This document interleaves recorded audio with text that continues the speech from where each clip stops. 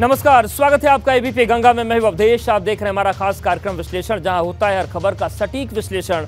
और आज विश्लेषण में बात होगी निकाय चुनाव को लेकर छिड़ी ओबीसी आरक्षण की जंग की, जिसकी सुनवाई की तारीख सुप्रीम कोर्ट ने फिक्स कर दी है। वहीं सरकार के बाद अब समाजवादी पार्टी भी अदालती लड़ाई में कूद गई, जिससे आरक्षण पर सियासत तेज हो गई है। वहीं बात करेंगे राहुल की भारत जोड़ो यात्रा की, जिस पर अखिलेश और माया के थैंक यू से राजनीति गर्म हो गई है। वहीं बात करेंगे वरुण गांधी की, जिनकी और राहुल की नजदीकी इस वक्त चर्चा में है। साथ ही बताएंगे भाजपा के ऑपरेशन चक्रवर्ती की, जो एक्टिवेट हो चुका है। वहीं बात करेंगे नोटबंदी की, जिसकी सही और गलत की लड़ाई पर सुप्रीम कोर्ट ने बड़ा फैसला सुनाया है। तो कहीं मत जाइए, बने रहिए हमारे साथ, क्योंकि अब होगा विश्लेषण।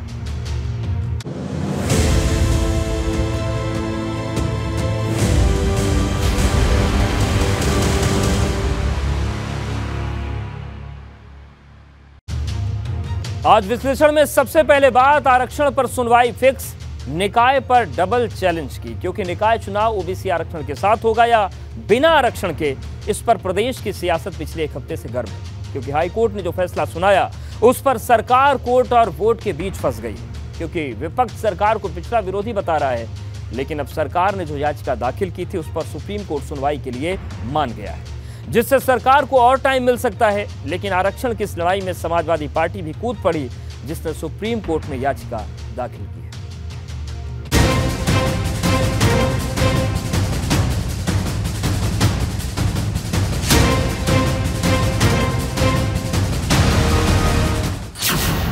सुप्रीम कोर्ट में होगी सुनवाई, खुलकर होगी आरक्षण पर लड़ाई।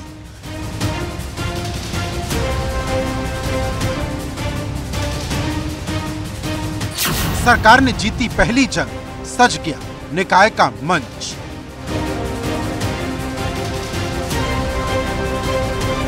उत्तर प्रदेश की राजनीति में ओबीसी आरक्षण सियासत का वो एजेंडा बन गया है, जिसे विपक्ष हाथ से जाने नहीं देना चाहता। हालांकि ओबीसी आरक्षण पर घिरी सूबे की योगी सरकार ने अपनी पहली जंग जीत ली है, क्योंकि हाईकोर्ट के जिस फैसले को उसने सुप्रीम कोर्ट में चुनौती दी थी, उस पर सुप्रीम कोर्ट सुनवाई के लिए तैयार हो गया है। इसे सरकार अपनी जीत के रूप में देख रही, क्योंकि इससे ओबीसी आयोग को अपनी रिपोर्ट तैयार करने के लिए टाइम मिल जाएगा। लेकिन ये तभी होगा जब कोर्ट का फैसला सरकार के पक्ष में आएगा, क्योंकि अब सुप्रीम कोर्ट में बुधवार को मामले की सुनवाई होगी, जिसमें सिर्फ चंद घंटे बचे हैं। सुप्रीम कोर्ट इस याचिका पर सुनवाई के लिए तैयार हो गया है। 4 जनवरी यानी बुधवार को इस मामले में सुनवाई होगी। कहीं ना कहीं ये यूपी सरकार के लिए पहली जंग जीतने जैसा है। यूपी सरकार चाहती है कि प्रदेश में निकाय चुनाव जो कमीशन गठित किया गया है, उसकी रिपोर्ट आने के बाद कराए जाएं, जिससे चुनाव में ओबीसी का आरक्षण भी लागू किया जा सके। गौरतलब है कि 27 दिसंबर को हाईकोर्ट ने फैसला सुनाते हुए न सिर्फ ओबीसी आरक्षण को इस चुनाव के लिए रद्द किया था, बल्कि बिना ओबीसी आरक्षण के तुरंत चुनाव कराने को कहा था। हाईकोर्ट के इस फैसले को चुनौती देते हुए यूपी सरकार सुप्रीम कोर्ट पहुंची थी। हालांकि इस बात का डर भी था कि अगर सुप्रीम कोर्ट इस याचिका पर सुनवाई करने से मना कर देता है तो क्या होगा, क्योंकि अगर ऐसा होता तो सिर्फ संसद में कानून बनाने का रास्ता बचता, लेकिन इसमें बड़ा टाइम लगता। लेकिन अब सुप्रीम कोर्ट में भी आरक्षण को लेकर लड़ाई जोर पकड़ती नजर आ रही, क्योंकि समाजवादी पार्टी भी अदालती लड़ाई में कूद गई है। सपा की ओर से सुप्रीम कोर्ट में एक याचिका दायर की गई, जिसमें मांग की गई कि स्थानीय निकाय चुनाव ओबीसी रिजर्वेशन के साथ ही कराए जाए और बिना ओबीसी रिजर्वेशन के चुनाव कराने के इलाहाबाद हाईकोर्ट के लखनऊ बेंच के आदेश पर रोक लगाई जाए। मतलब सपा की भी वही मांग है जो यूपी सरकार की है।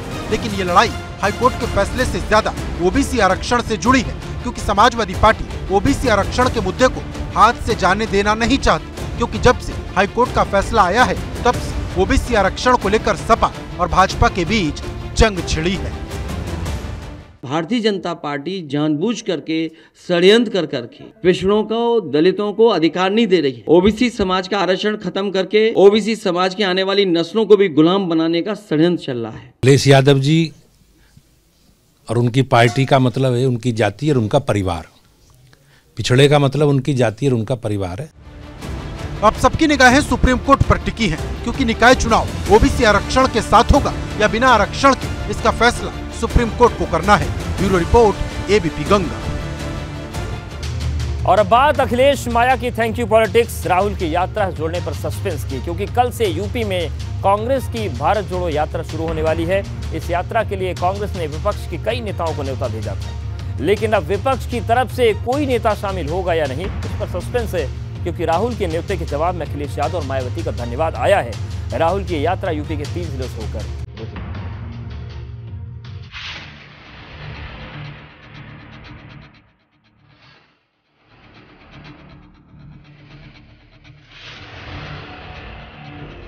राहुल भरेंगे हुंकार, 24 की पिच तैयार।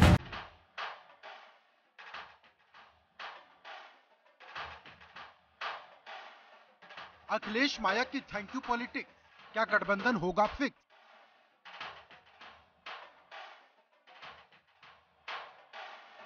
तीन जिले 72 घंटे, यूपी में कितने मजबूत हाथ।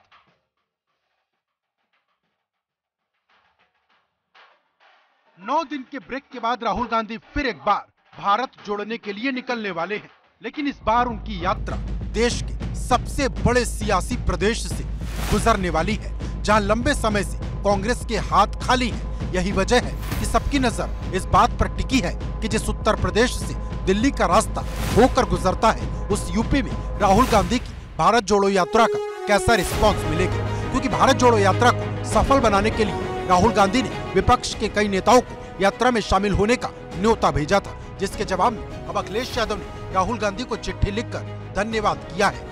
हालांकि अखिलेश यादव भारत जोड़ो यात्रा में शामिल होंगे या नहीं, इस पर अभी सस्पेंस बना है, लेकिन जिस तरह से अखिलेश यादव ने चिट्ठी के जरिए राहुल को उनकी यात्रा के लिए शुभकामनाएं दी, उससे सवाल बड़ा हो गया कि क्या भविष्य में दोनों के साथ आने की संभावनाएं जुड़ी हुई हैं, क्योंकि अखिलेश यादव ने अपनी चिट्ठी में प्रेम, अहिंसा, करुणा, सहयोग और सौहार्द जैसे शब्दों का इस्तेमाल किया। बड़ी बात यह है कि राहुल गांधी भी लगातार कह रहे हैं कि वो डर और नफरत की राजनीति के खिलाफ ये यात्रा निकाल रहे हैं। ऐसे में सवाल बड़ा है कि क्या दोनों नेता फिर एक बार एक मंच पर एक साथ नजर आएंगे। इस यात्रा का लक्ष्य भारत को जोड़ने का है। कन्याकुमारी में यात्रा शुरू की तो मैं सोच रहा था कि नफरत को मिटाने की जरूरत है। राहुल गांधी की भारत जोड़ो यात्रा कल से उत्तर प्रदेश में प्रवेश करेगी। कल ये यात्रा गाजियाबाद पहुंचेगी। हालांकि उत्तर प्रदेश में पहुंचने से पहले ही कांग्रेस की तरफ से इस भारत जोड़ो यात्रा में शामिल होने के लिए जो विपक्षी दल हैं उनको न्योता भेजा गया था। अखिलेश यादव को न्योता भेजा गया। हालांकि अब अखिलेश यादव ने एक पत्र लिखकर राहुल गांधी को इस भारत जोड़ो यात्रा के लिए शुभकामनाएं दी हैं, लेकिन अखिलेश यादव इस यात्रा में शामिल नहीं होंगे। गौरतलब है कि एक दिन पहले अखिलेश यादव कांग्रेस के पूर्व अध्यक्ष राहुल गांधी के खिलाफ आक्रामक थे। अखिलेश ने सपा और कांग्रेस की विचारधारा में अंतर बताते हुए न सिर्फ कांग्रेस पर हमला बोला था, बल्कि यहाँ तक कह दिया था कि कांग्रेस और भाजपा की विचारधारा एक जैसी है। हमारी पार्टी का सिद्धांत अलग है। भारतीय जनता पार्टी और कांग्रेस दोनों एक हैं। हमारी पार्टी का सिद्धांत अलग है। भारतीय जनता पार्टी और कांग्रेस दोनों एक हैं। लेकिन अब अखिलेश के सुर बदले बदले नजर आ रहे और यही बदले हुए तेवर भविष्य में संभावनाओं की झलक दिखा रहे। हालांकि इस रेस में मायावती भी पीछे नहीं, क्योंकि राहुल गांधी को उनकी यात्रा के लिए एक धन्यवाद मायावती ने भी दिया। बीएसपी सुप्रीमो मायावती को भी उसमें आने के लिए इनविटेशन भेजा था। बीएसपी सुप्रीमो मायावती ने ट्वीट कर इस भारत जोड़ो यात्रा के लिए राहुल गांधी को शुभकामनाएं दी हैं और साफ तौर पर यह भी ट्वीट में लिखा है कि उन्होंने जो भारत जोड़ो यात्रा के लिए उन्हें निमंत्रण दिया था, चिट्ठी लिखी थी, उसके लिए राहुल गांधी को धन्यवाद। लेकिन बड़ा सवाल यह है कि क्या कांग्रेस को विपक्ष का साथ सिर्फ थैंक यू या शुभकामनाओं तक ही सीमित रहेगा, क्योंकि राहुल गांधी की इस यात्रा के लिए विपक्ष के हर एक बड़े नेता को न्योता भेजा गया है, लेकिन अभी तक किसी भी नेता ने राहुल की यात्रा में शामिल होने की बात कबूल नहीं की। अब सवाल इस बात का है कि क्या विपक्ष राहुल के ध्वज तले आने से बच रहा है या फिर ये किसी रणनीति का हिस्सा है, क्योंकि राहुल के सामने सबसे बड़ा टास्क उत्तर प्रदेश को जोड़ने का है, क्योंकि कांग्रेस की ये यात्रा यूपी के सिर्फ 3 जिलों से गुजरेगी, जबकि 72 जिले इससे अछूते रह जाएंगे। उससे भी बड़ी बात ये कि यूपी में कांग्रेस के पास अब सिर्फ रायबरेली की सीट बची है, जिस पर भाजपा नजर गड़ाए बैठी है। और कांग्रेस के लोग हमेशा आस्था और परंपरा के विरोध में बात करते रहे, लोगों को हमारे मठ मंदिरों में जाने से रोकते रहे, लेकिन ये प्रदेश की, देश की जनता की ताकत है कि आज राहुल गांधी देश की भावना को समझकर, देश की मानसिकता को समझकर आगे बढ़ रहे हैं। राहुल गांधी की भारत जोड़ो यात्रा कल से यूपी में शुरू होने जा रही है। इस यात्रा के जरिए राहुल गांधी 3 जिलों को जोड़ेंगे, लेकिन क्या पूरे यूपी को जोड़ पाएंगे, इसको लेकर सवाल खड़े हो रहे हैं। क्योंकि यूपी में चुनाव दर चुनाव कांग्रेस कमजोर होती जा रही है और सिर्फ रायबरेली बचा है। और अब बात भारत जोड़ो से पहले परिवार जोड़ो प्लान गांधी ब्रदर्स के साथ आने पर कब होगा ऐलान? क्योंकि राहुल गांधी की भारत जोड़ो यात्रा जितनी चर्चा में है, उतनी चर्चा राहुल और वरुण गांधी के साथ आने की है। क्योंकि इन दिनों वरुण गांधी का एक बयान खूब चर्चा में है। हालांकि वरुण के साथ आने पर राहुल चुप्पी साधे हुए हैं, लेकिन कांग्रेस के कुछ नेता दबी जुबान में कह रहे हैं कि दोनों भाई अगर साथ आ गए तो बदलाव बड़ा हो सकता है। और ये बदलाव होगा या नहीं, इसका बहुत कुछ राहुल की भारत जोड़ो यात्रा पर टिका हुआ है।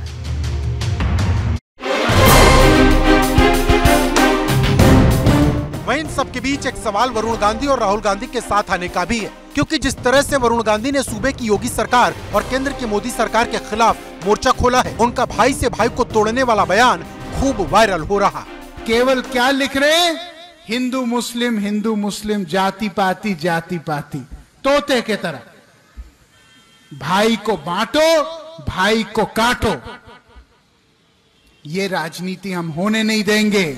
वरुण के इस बयान को उनके राहुल के साथ आने से जोड़कर देखा जा रहा है, क्योंकि सियासी गलियारों में इस बात की चर्चा जोरों पर है कि राहुल और वरुण गांधी साथ आ सकते हैं। हालांकि राहुल गांधी से जब इस पर सवाल किया गया तो ये कहकर वो बचते नजर आए कि उनकी यात्रा में सबका स्वागत है। ये आपको हमारे जो कांग्रेस प्रेसिडेंट है, ये सवाल आपको उनसे पूछना पड़ेगा। स्वागत किसी का भी है, बट वो बीजेपी के हैं तो उनका वहां पे प्रॉब्लम तो होगा। हालांकि राहुल भले वरुण पर खुलकर बोलने से बच रहे हों, लेकिन कांग्रेस के कई नेता मान रहे हैं कि अगर वरुण गांधी और राहुल गांधी साथ आते हैं तो बड़ा बदलाव होगा। चाचा भतीजे तो एक हो गए, तो क्या भाई की बारी? अब भाई चाचा भतीजे का अलग मैटर, अब इनका भाई जुड़ जाए अच्छी ही बात है। ये तो भाई वरुण गांधी ही बता सकते हैं कि उसने क्यों लोगो हटाया है। मतलब एकदम साफ है, भले ही कांग्रेस यूपी में उतनी मजबूत ना हो, लेकिन राहुल की यात्रा ने हलचल जरूर पैदा की है, क्योंकि कांग्रेस इस यात्रा को लेकर फुल ऑन एक्शन में है। प्रदेश के अलग अलग जिले से कांग्रेस के नेता और कार्यकर्ता गाजियाबाद पहुंच चुके हैं या फिर पहुंच रहे हैं। राहुल जी ने पहले भी प्रेस में भी कहा कि पहले और में बहुत अंतर है, तो निश्चित तौर से हम सब लोग भी यही चाहेंगे, कामना करेंगे कि जैसे सब लोग जुड़ रहे हैं, पूरा देश जुड़ रहा है, उस तरीके से परिवार भी जुटे, सब लोग साथ जुटें, सबका साथ सहयोग मिले। पर हर जिले से 100 से 200 लोग तो जा ही रहे हैं, तो इसका अंदाजा तो तभी लगेगा जब उनका टर्नआउट होगा। हम प्रयास कर रहे हैं एक दिन जो रह लें वो दूसरे दिन न रहें, तो हमारी ये पूरी व्यवस्था चल रही है, पर उत्साह सब पर भारी पड़ रहा है। अब सवाल बड़ा है कि क्या राहुल गांधी 3 दिन की यात्रा से यूपी की सियासत को बदल पाएंगे? क्या वो यूपी में कांग्रेस को फिर से स्थापित कर पाएंगे? क्योंकि भले ही आंकड़े उनके खिलाफ है, लेकिन जिस तरह से वो अब तक अपनी यात्रा को लेकर अलग अलग राज्यों से गुजरे हैं, उससे एक बात साफ है कि राहुल कांग्रेस में जोश भरने में कामयाब रहे हैं। अब ये जोश 24 में काम करेगा, इस पर अभी भी सवाल है। Bureau report, ABP Ganga. और अब बात भाजपा के ऑपरेशन चक्रवर्ती की, जो एक्टिवेट हो गया है, क्योंकि भाजपा की नजर यूपी की उन 16 सीटों पर है जहां भाजपा पिछली बार हार गई थी। अब इन्हीं सीटों पर जीत का कमल खिलाने के लिए भाजपा ने ताबड़तोड़ बैठक शुरू कर दी है। आज भाजपा के संगठन महामंत्री बीएल संतोष ने जहां पार्टी पदाधिकारियों के साथ बैठक की, वही एक बैठक सीएम योगी के आवास पर हुई। भाजपा की कोशिश 24 से पहले अपनी सभी कमजोरी को दुरुस्त करने की है, क्योंकि अब 16 जनवरी से भाजपा का सबसे बड़ा चाणक्य भी मैदान में उतरने वाला है।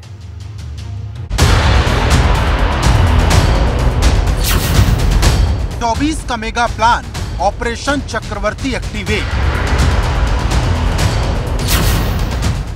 हारी हुई सीट पर नजर, कितनी मुश्किल मिशन 80 की डगर।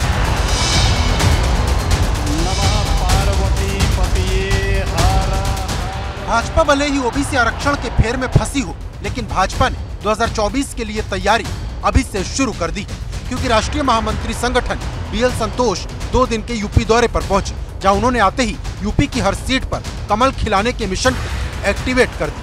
क्योंकि बीएल संतोष ने जहां पार्टी पदाधिकारियों के साथ बैठक की, वहीं कमजोर बूथ को मजबूत करने पर जमकर चर्चा की। वहीं एक बैठक सीएम आवास पर भाजपा कोर ग्रुप की हुई, जिसमें बीएल संतोष, राधा मोहन सिंह, धर्मपाल सिंह सैनी, भूपेंद्र चौधरी समेत पार्टी के दिग्गज नेता शामिल हुए। दरअसल भाजपा की नजर उन सीटों पर है जिन्हें वो 2019 में हार गई थी, क्योंकि 16 सीटें ऐसी हैं जहां भाजपा को जीत नहीं मिली थी। हालांकि रामपुर और आजमगढ़ में भाजपा ने उपचुनाव में जीत का कमल खिला दिया, लेकिन इस बार भाजपा की कोशिश यूपी में सभी 80 सीटों पर जीत दर्ज करने की। हमारे यहाँ संगठनात्मक व्यवस्था एक काल अवधि के लिए होती है। सेशन के लिए मुझे काम दिया है पार्टी ने।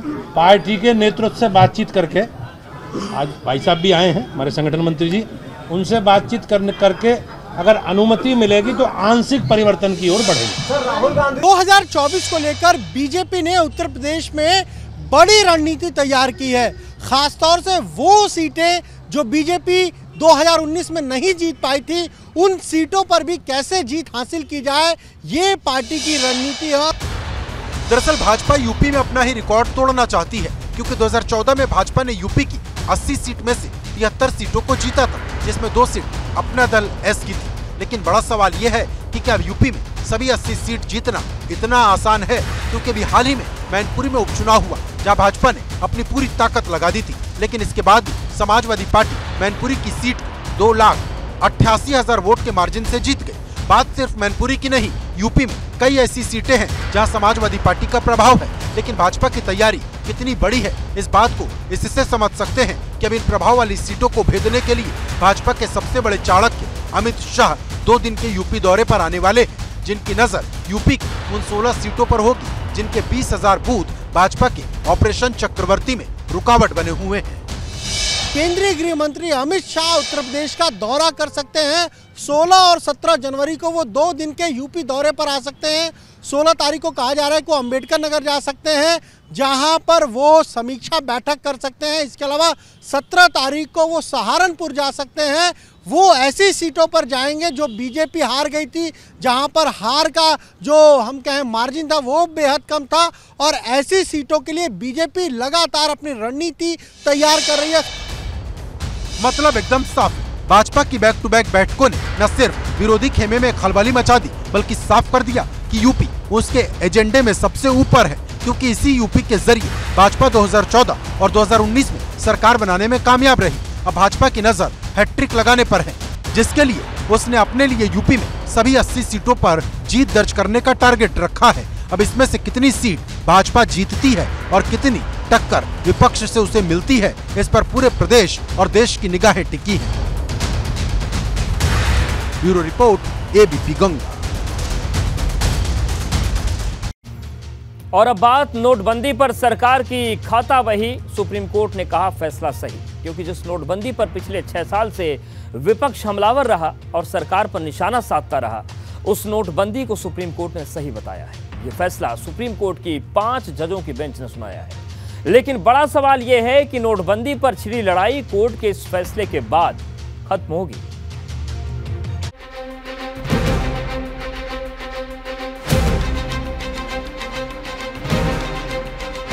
नोटबंदी पर सरकार को मिली क्लीन चिट, 5 जजों की बेंच ने सुनाया फैसला।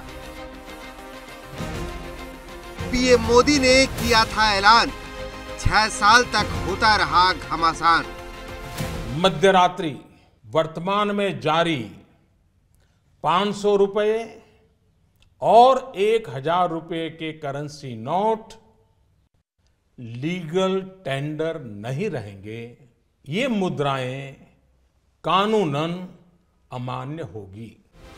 पिछले 6 साल से इस बात पर बहस होती आई है कि नोटबंदी सही थी या गलत, लेकिन सुप्रीम कोर्ट के 5 जजों की बेंच ने 5 साल से चली आ रही इस बहस को हमेशा हमेशा के लिए खत्म कर दिया और सरकार को नोटबंदी पर क्लीन चिट देते हुए साफ कर दिया कि नोटबंदी का फैसला सही था। उन्होंने सारे क्वेश्चंस को नोटबंदी के फेवर में डिसीजन दिया। उन्होंने कहा कि जो सेक्शन 26(2) की पावर है वो बाकायदा उसके अंदर है कि सेंट्रल गवर्नमेंट कैन नोटिफाई और on the recommendation of RBI, और रिकमेंडेशन आरबीआई का इस मैटर में उनके हिसाब से 4 जजेस के हिसाब से पाया गया। उन्होंने कहा कि ये जो एक्सरसाइज पावर का एक्सरसाइज हुआ है ये प्रॉपर है और कोई कॉन्स्टिट्यूशन का वायलेशन नहीं है।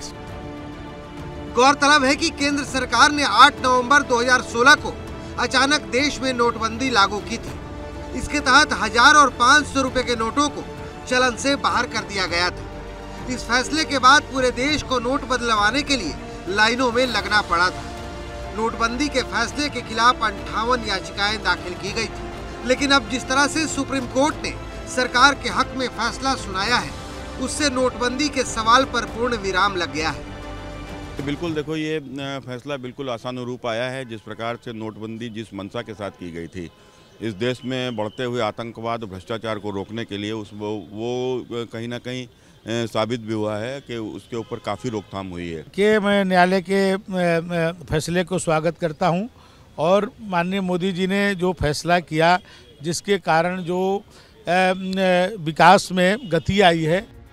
नोटबंदी पर सुप्रीम कोर्ट के फैसले से जहां भाजपा खुश है, वहीं विपक्ष के हाथ से एक मुद्दा छिन गया है, क्योंकि बीते हर चुनाव में विपक्ष की तरफ से नोटबंदी का जिक्र हुआ था। भारतीय जनता पार्टी ये बता रही कि नोटबंदी के फायदे क्या हुए हैं। जो मास्टर स्ट्रोक था वो ब्रेन स्ट्रोक की तरह निकला। भ्रष्टाचार खत्म हो जाएगा, लेकिन बड़े पैमाने पर भ्रष्टाचार बढ़ा है। गलत जीएसटी तो लागू नहीं की थी ना, नोटबंदी तो नहीं की थी ना, क्योंकि भगवान राम गरीबों के थे, 5 पूंजीपति को नहीं, पूंजीपतियों के नहीं थे। समाजवादी पार्टी के मुखिया अखिलेश यादव ने तो यहाँ तक कि नोटबंदी की लाइन में जन्मे एक बच्चे का नाम खजांची भी रख दिया था। यहाँ तक कि 2022 के विधानसभा चुनाव से पहले अखिलेश यादव ने अपनी रथ यात्रा को हरी झंडी भी खजांची से दिखवाई थी। इस मामले में सरकार को सुप्रीम कोर्ट की तरफ से क्लीन चिट दे दी गई है। लगातार पिछले कई चुनावों से विपक्ष नोटबंदी के मुद्दे पर सरकार को घेरने का काम करता रहा, लेकिन अब सुप्रीम कोर्ट का फैसला आने के बाद वो मुद्दा विपक्ष के हाथ से छिन गया है। बल्कि सुप्रीम कोर्ट का फैसला आने के बाद अब भाजपा के मंत्रियों और नेताओं ने विपक्ष को ही सवालों के कटघरे में खड़ा करना शुरू कर दिया है। अब सवाल बड़ा है कि सुप्रीम कोर्ट के इस फैसले के बाद नोटबंदी का सवाल हमेशा हमेशा के लिए खत्म हो जाएगा या फिर आने वाले वक्त में भी इसका जिक्र आएगा। Bureau report, ABP. और अब बात 2 बाहुबली की, जिनका आपस में 36 का आंकड़ा है, जो जब सामने आते हैं एक्शन ही होता है। एक का नाम ब्रजेश सिंह है और दूसरे का नाम मुख्तार अंसारी। अब इन दोनों का सामना 21 साल के बाद होने वाला है, जहां मुख्तार ब्रजेश सिंह के खिलाफ गवाही देगा। हालांकि ब्रजेश सिंह का सामना करने से पहले मुख्तार अंसारी ने एक बार फिर से अपनी जान का खतरा बताया है और सरकार से लेकर कोर्ट तक सुरक्षा की गुहार लगाई।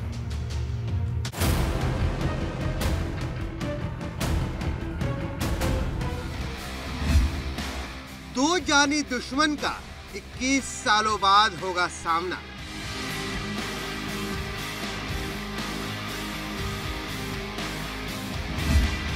मुख्तार देगा गवाही, सामने होगा ब्रजेश सिंह। ऐसा अब से पहले सिर्फ फिल्मों में हुआ है, जब 2 पुराने दुश्मन आमने सामने हो, लेकिन अब लाइट कैमरा एक्शन से निकलकर पूर्वांचल के 2 बाहुबली मंगलवार को गाजीपुर में आमने सामने होंगे।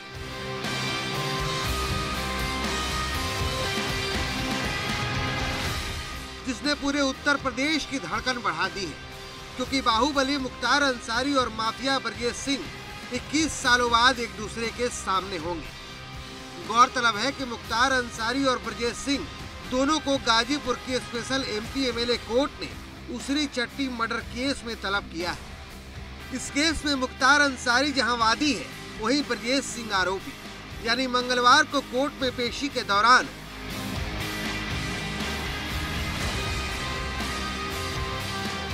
ब्रजेश सिंह जहां आरोपी की हैसियत से कटघरे में खड़ा होगा, वहीं मुख्तार अंसारी चश्मदीद गवाह के तौर पर आरोपी ब्रजेश सिंह को पहचानने की कोशिश करेगा।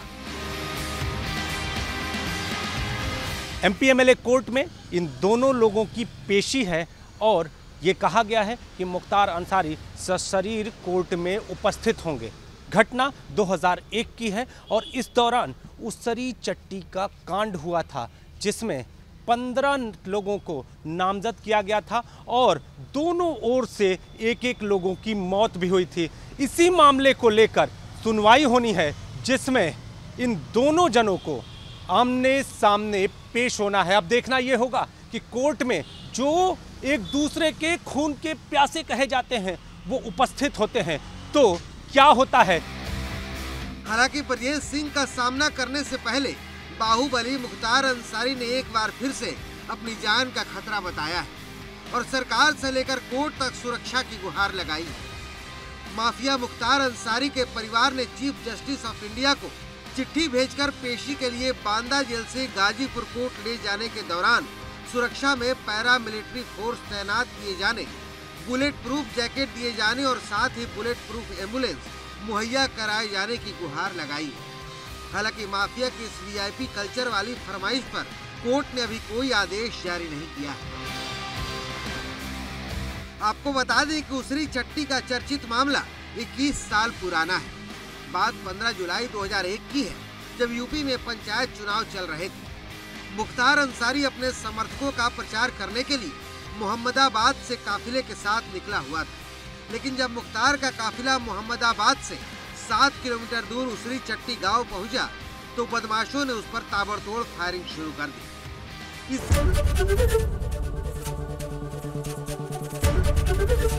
एबीपी गंगा, खबर आपकी, जुबान आपकी।